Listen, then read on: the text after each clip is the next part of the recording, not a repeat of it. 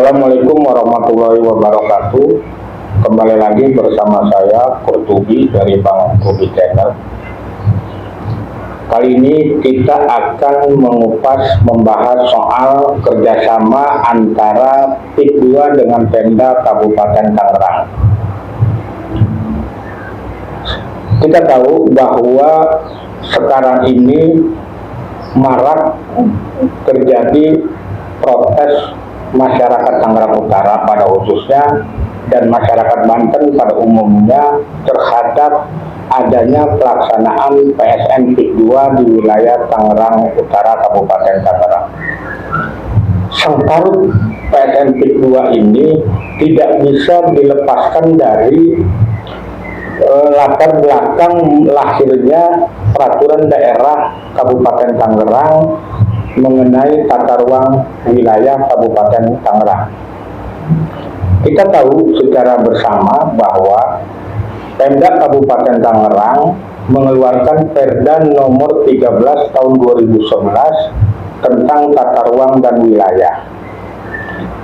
Perda tersebut lalu dirubah menjadi Perda nomor 9 tahun 2020 tentang tata ruang dan wilayah yang kemudian disahkan oleh DPRD Kabupaten Tangerang tahun 2022. Inilah yang menjadi cikal bakal atau prakondisi adanya PSN PIK 2 di wilayah Tangerang Utara.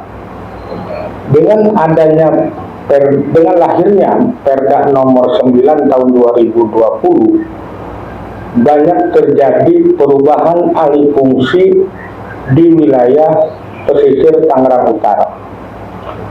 Terjadi alih fungsi hutan lindung, terjadi alih fungsi daerah pesisir, terjadi alih fungsi lahan sawah yang dilindungi atau lahan sawah produktif.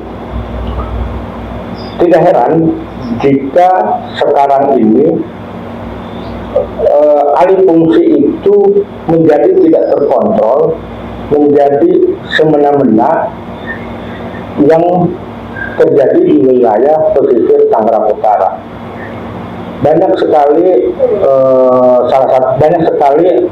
yang dilakukan oleh pihak PIK 2 terhadap wilayah Tangerang Utara perubahannya. Salah satunya adalah pagar laut. Ramai pagar laut menjadi pemberitaan dan isu nasional.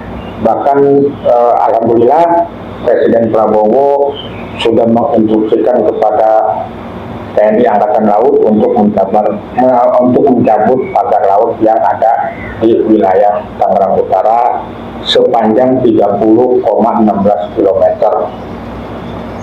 Lalu muncul sertifikat dan HGB. Itu juga sebuah persoalan. Sangat aneh di laut ada sertifikat dan HGB. Berikutnya muncul persoalan pengurugan kali atau pantai yang bermuara ke laut.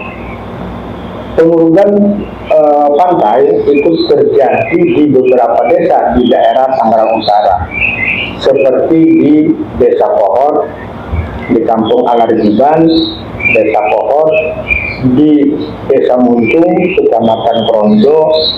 Lalu terjadi juga pengurugan kali yang bermuara ke laut itu di Desa Pangkalan yang tembus ke hilir Tanjung Burung menuju ke laut. Nah, proses pengurugan kali ini itu masih terjadi sampai saat ini. Nah, tentu itu tidak lepas dari adanya Perda nomor 9 tahun 2020 yang menjadi cikal bakal terjadinya alih fungsi di wilayah pesisir Tangerang Utara ini. Yang menarik adalah mantan Bupati Tangerang Jaki Iskandar tidak banyak bicara terkait persoalan PSN PIK 2. Padahal kita tahu Perda perubahan Perda dari nomor 13 tahun 2011, Perda Kabupaten Tangerang tentang tata ruang dan wilayah yang dirubah menjadi Perda nomor 9 tahun 2020 itu adalah dilakukan pada masa pemerintahan Jaki Iskandar. Oleh karena itu, Jaki Iskandar seharusnya membuka semua ini. Jaki Iskandar seharusnya dipanggil oleh DPR, oleh pihak kejaksaan, oleh pihak kepolisian untuk dimintai keterangannya terhadap sengkarut yang terjadi di wilayah Tangerang Utara mengenai PSN PIK 2 ini. Kita tidak bisa melepaskan persoalan PSN PIK 2 ini dengan apa yang terjadi di masa tahun-tahun sebelumnya. Tidak mungkin PSN ini ujuk-ujuk timbul kalau tidak ada prakondisi. Nah, prakondisi itu dilakukan pada zaman pemerintahannya Jaki Iskandar. Oleh karena itu, saya berharap sebagai masyarakat Tangerang, pejabat-pejabat pemerintahan Kabupaten Tangerang pada saat itu, pada saat jabatan 2013 sampai dengan 2023 atau 2024 itu seyogyanya dimintai keterangan supaya sengkarut ini menjadi jelas. Nah, oleh karena itu, pejabat-pejabat pada masa pemerintahan 2013 sampai 2024 atau 2023 itu harus bicara, harus memberikan keterangan kepada publik apa sebenarnya yang telah terjadi, karena prakondisi inilah yang menyebabkan terjadinya sengkarut PSN PIK 2 di wilayah Tangerang Utara yang menimbulkan gejolak di Tangerang, terutama di wilayah Provinsi Banten.